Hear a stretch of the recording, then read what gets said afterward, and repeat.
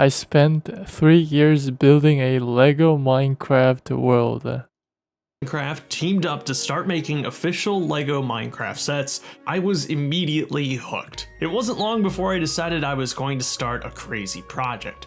A LEGO Minecraft world that looked as if it had been pulled straight out of the game. When I began, I had no idea what I was getting into. Over the next 3.5 years, my humble LEGO Minecraft dreams would transform into the largest and most expensive LEGO Minecraft creation ever made.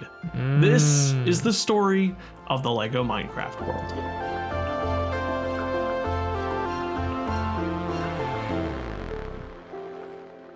When I started the project, I was broke, so I was going to have to start small. A desert well seemed like the perfect choice. It made sense to start the series off with some sort of recognizable structure rather than just a flat piece of terrain. And the desert biome made the most sense as I owned a ton of tan parts, and I would even likely have enough 2x2 tiles to smooth the entire build off. The 2x2 tile is perhaps the most important piece of this entire puzzle. It's what elevates a creation from a LEGO build to a Minecraft build. Get used to this piece, you'll be seeing plenty of it.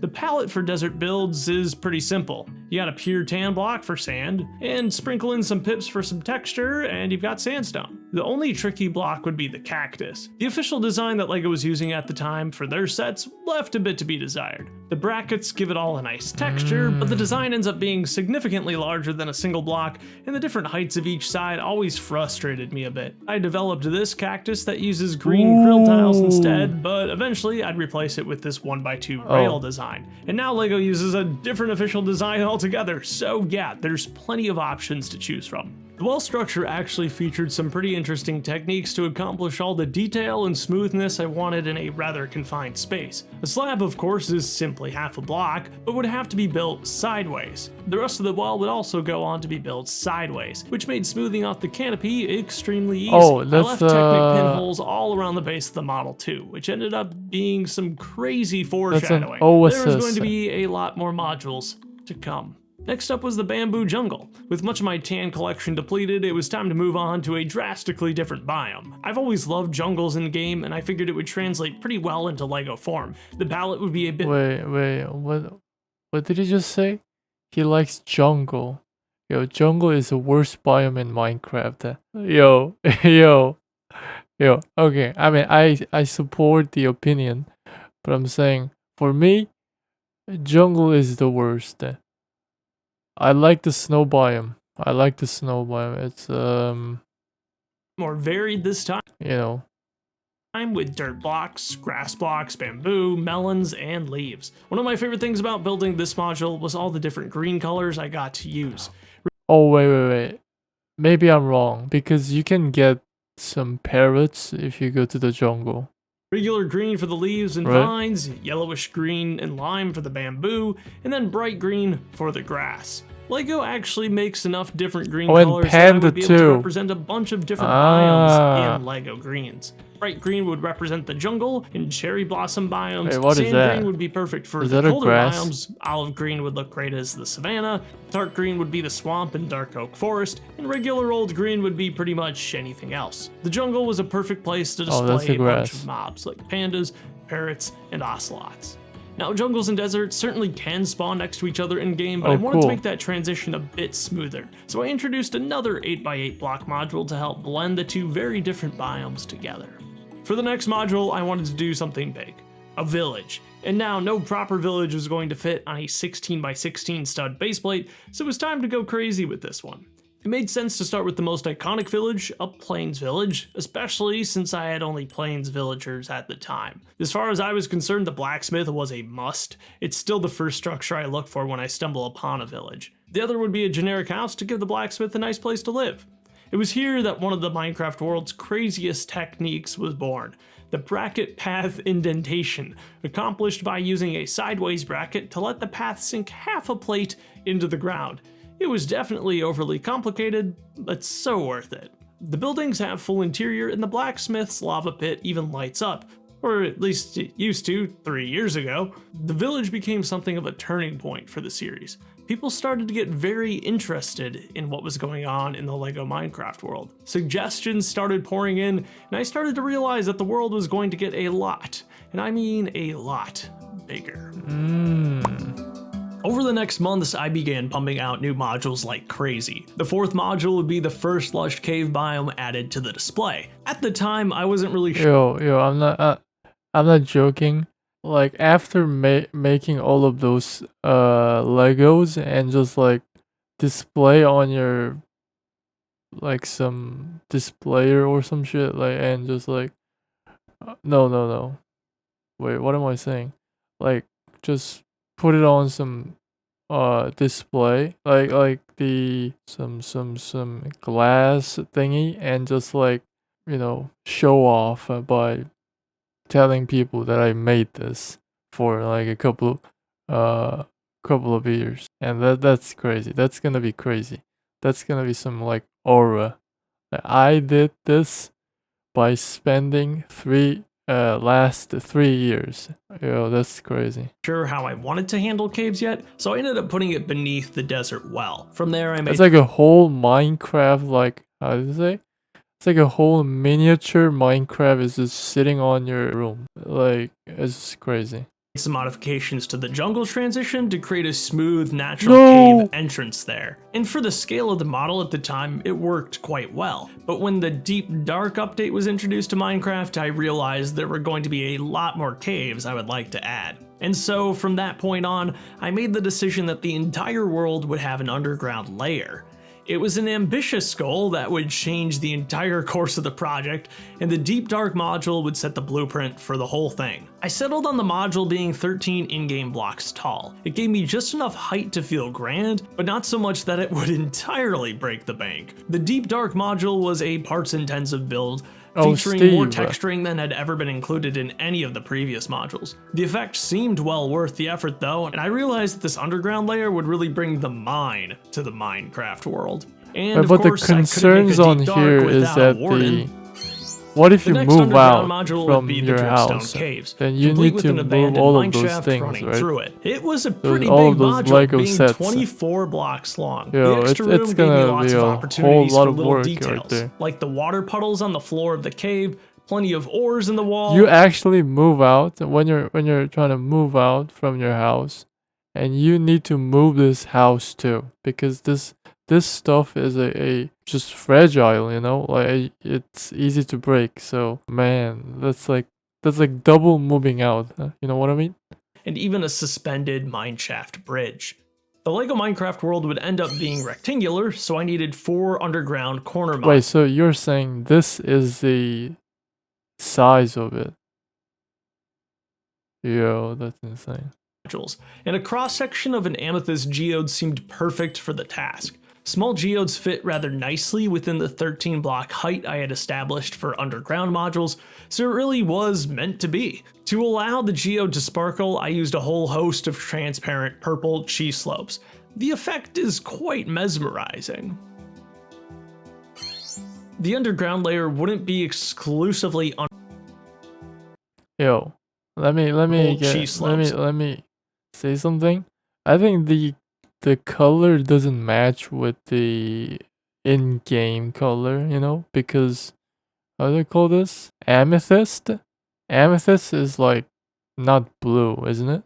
It's like close to like deep purple or some shit. The effect is I think it's too much blue, quite mesmerizing.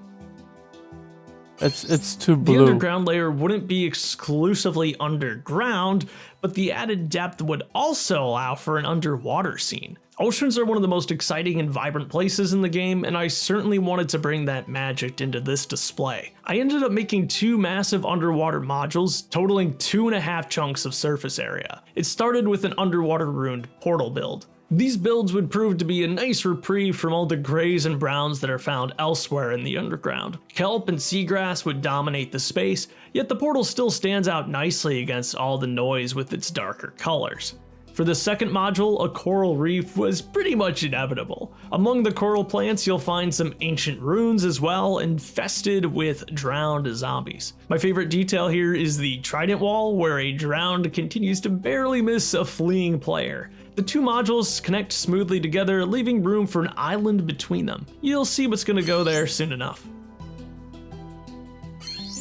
The next underground module was quite ambitious. I wanted to make a Minecraft ravine that split the display all the way from the base to the surface above. I covered the base of the ravine in lava that actually lights up, and as I built up the walls, I had a few mineshaft bridges pass through it. Mineshaft ravines just seem like a core part of the Minecraft experience. I certainly remember dying don't. there a lot. And as always, oh man, that is so smooth. That is so smooth. Remember dying that is so smooth, there man. a lot. And as always, there's plenty of ores to be mined throughout this module. At the surface, I chose to build a That's so smooth. flower forest to get some classic Minecraft trees added into the display. And it's here that I brought out one of my favorite techniques to make the tulips.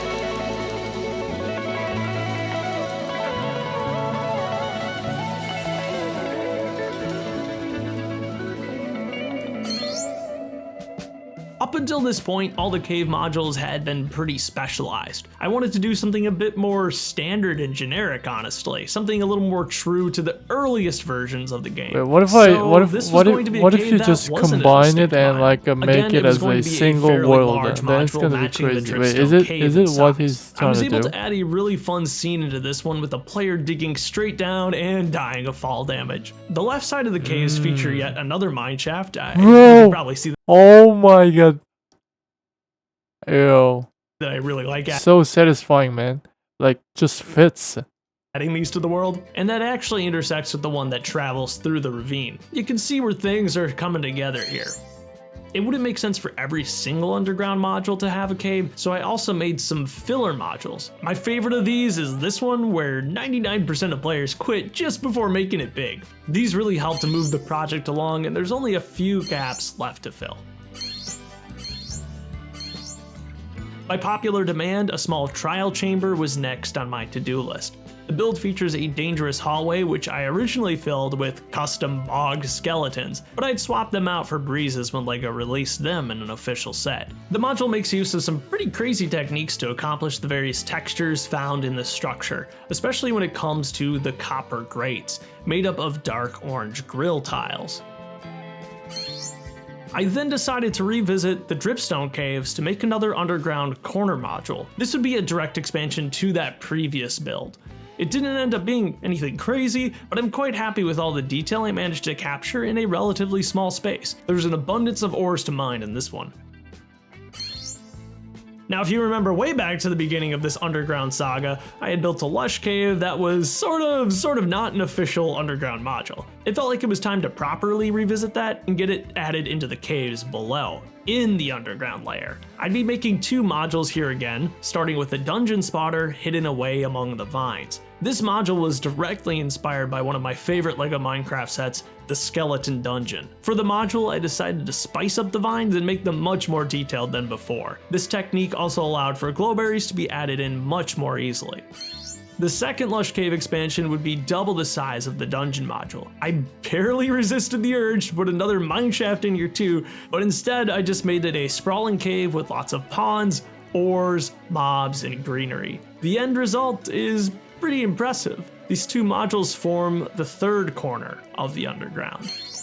There was one last underground biome I wanted to return to, and that was the Deep Dark. In the original module, I had included part of an ancient city, but this time I wanted to go all out with the huge portal statue. I began by modifying that original module to make it into the final corner of the underground. From there, I laid out the foundation of what would be one of the largest modules to date. Even with all this space, in-game ancient city structures are just way too absurdly massive, and I'd have to downsize everything a bit to make sure that it would fit. The scale down, honestly though, went quite smoothly, and the portal ended up looking quite convincing as the real thing. Even then, it still ended up being too. What did he just say? Portal? Sussy. Yo, Mojang should update the game, man. Even this guy calls this as portal, and it's not portal? Okay. Well, good luck, Mojang. Dull, but I had an idea. Good luck.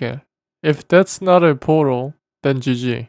for how to remedy that. We'll get back to that soon enough. The underground was now filled with quite the variety of cave biomes and underground structures. As far as I was concerned, there was only one blatant omission: the stronghold. How could I have a LEGO Minecraft world without a means to the end? So my final 2 underground modules would be rooms for that structure, a library and a portal room. I was happy to find that even a 2-level library would fit within my 13-block height limit, so I set to work creating as many bookshelves as I possibly could. Here I use this Spider-Man web accessory for the cobwebs, and that effect works quite well. Off to the left side of the module is a cave that will allow players access down here from the surface.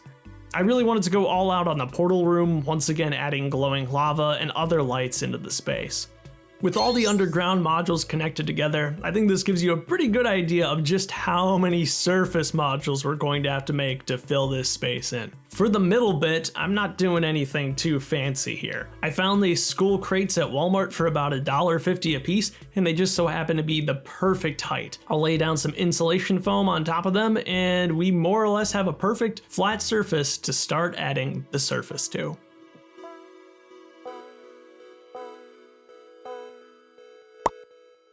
I suppose the unspoken goal of the overworld was to add basically every biome in the game. The world will have a warm side, a temperate middle, and then work its way over to the cold side on the middle, and working my holds a peculiar pond module, complete with some man. 34? sugar cane. Wait, okay, I'm just gonna skip it because I don't have enough time to watch all of those things. To get enough pillager banners to dive beyond the That's cute. look space. Little scene is the module, and with that, as well as a minecart chat. What we want to see is the explosion in slow motion. That's cute. With the warm side of the display completed, it's time to move over to the cold biomes again, and things are going to get absolutely frigid with the addition of the ice spikes biome. I want to include an igloo in this build, so I'll start by making one of those creepy villager dungeons. This will actually slide out of the main module to give you easier access. Building the ice spikes is pretty simple, it just takes a lot of that not too common medium blue color. That's like the real challenge of the build preset. ends up being the sheer amount of terrain that has to be built to cover up that basement. It's a lot of bricks. Another function that I want to add here is a snow golem spawn mechanism. It uses a trapdoor of sorts to turn a pile of snow into a snow golem. Pretty nifty, huh? With some tiles added on top, this module is good to go. I'll add it right in front of the snowy taiga. There's only a handful of gaps left to fill now, and builds yet. The stairway will connect the wool farm to the legend. The legend. It's actually legend. You need to know that this is the legend. A massive player base. So I are one display. This here is the second aesthetic of the house. Visited the high pitch. The front of the house can be hinged to gain access to the interior. Modules are starting to get a bit tricky to scale module. Because if you remember from here, a player has attempted to spawn a wither, laying down a ton of bricks.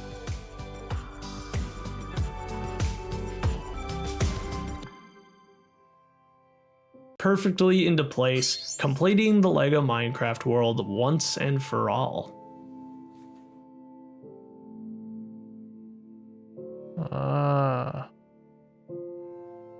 Wait, so that took 3 years to build. That's insane though.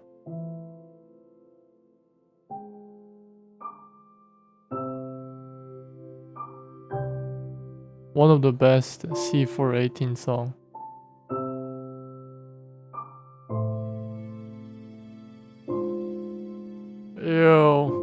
Yo, I'm about to cry. This song is so good.